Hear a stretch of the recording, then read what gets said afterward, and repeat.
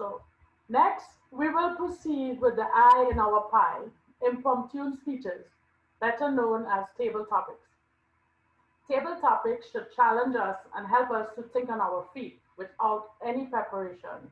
To conduct this portion of the meeting, please help me welcome our table topics master, Courtney Hatton. Courtney? Thank you so much, Camille. So I'm actually going to share my screen. Everyone, bear with me because I'm working from one screen. I hope you all can see it. So impromptu speaking, like Camille mentioned, is supposed to help us think on our feet. And if we ask people to speak during through our impromptu portion of the meeting, it defeats the purpose of impromptu. So I went ahead and put every meeting attendee's name in a wheel. I spinned it and Connie's name came up. So I wanted to show you all my screen for proof. And I'll do this each time we spin. So Connie, the spotlight is on you. Now, since we all know how important change is the only thing that is consistent and it's the only thing that is inevitable. But yet we're also afraid of change. We like to stay in our comfort zone because our bodies feel comfortable. But it's really good to push yourself outside of your comfort zone. And you all being here today are a true testament of what can happen and be possible if you push yourself outside of your comfort zone. Glossophobia, the fear of public speaking, is actually the second most feared phobia in America. The first fear is dying. So after we're afraid to die, we're afraid to speak. So I'm glad you all are here. Connie, my question to you, and I know your webcam is not working now, so we can go ahead and just listen to you.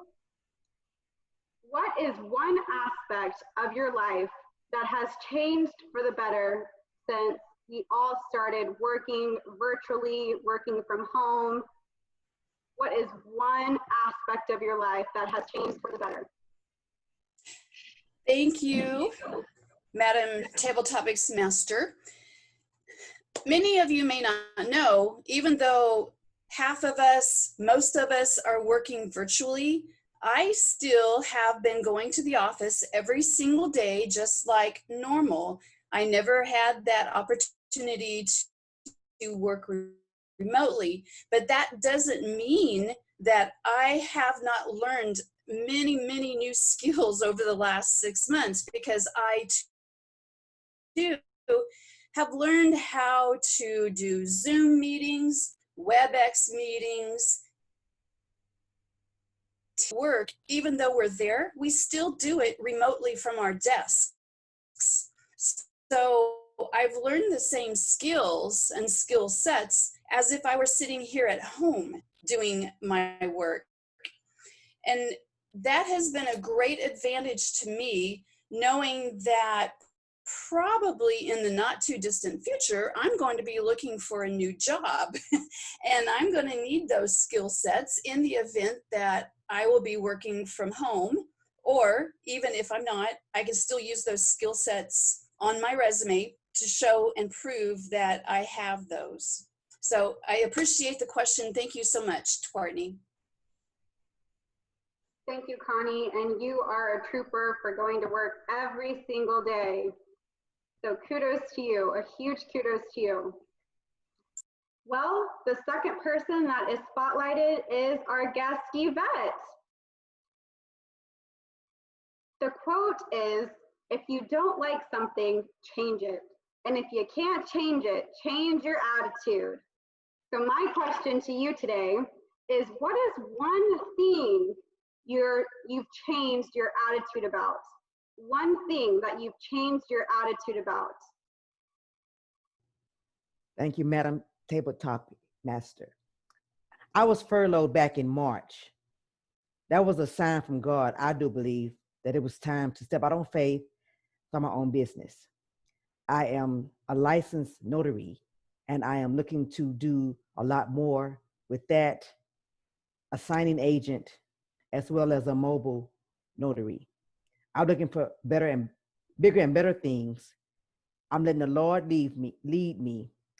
I am a grandma, and right now the youngest one is here, and I'm homeschooling him through remote learning but it's a challenge.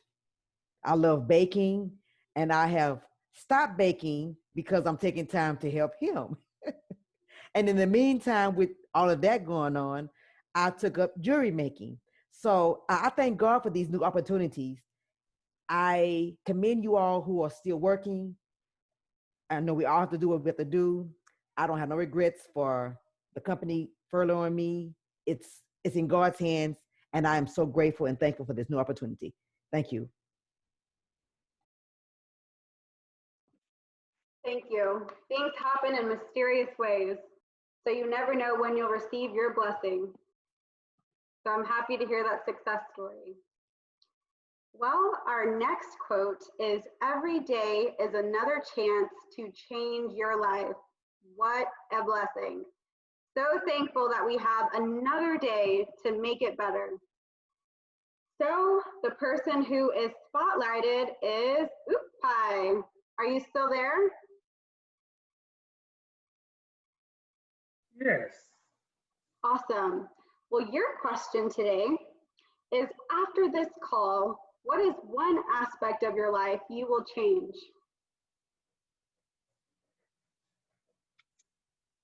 Thank you. We all are presented with opportunities.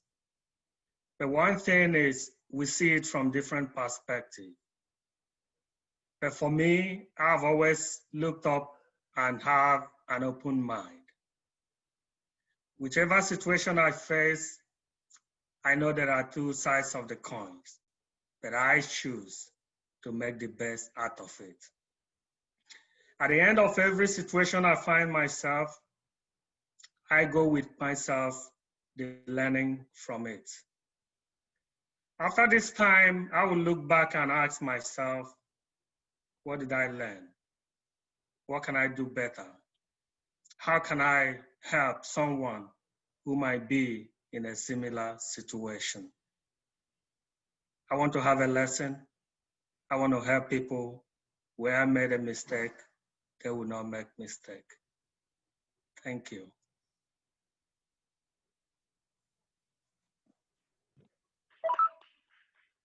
Thank you so much, Ukpai. It's always good. And I know our district director is always saying, get one, teach one, reach one. So that is very important. If you're already at the top, you need to bring someone else with you. So thank you so much for that, Ukpai. So the next person who's going to be spotlighted is Radhika. So the quote is, "It only takes one person to change your life, and that person is you." So who is the one person who has changed your life for the better, and why? Thank you for that question, Courtney. That's a tough question. Who is the person that changed my life? I would say my mother, because of her, I would say that I'm here right now, because she's the one who had taught me like how to be nice, and how to forgive others, and not to have grudge or build grudge. And she's also the one and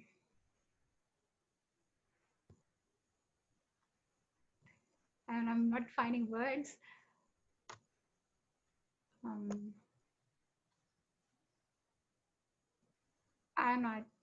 I think I'm done.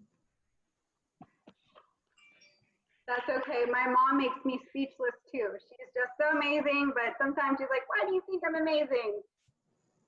Lost for words, because she has done everything for me. So I understand how you feel, Radhika, and thank you so much for speaking. Thank you. The next person who is spotlighted is actually Shama. And Shama, the quote today is, "Your desire to change must be greater than your desire to stay the same." So my question to you today is, what motivates you to change and why? The biggest motivation for me to change anything is this is the only chance I have. Like I feel that I'm not getting any younger. So it's not like if I don't do it now, there's a lot of time to do it at any age per se.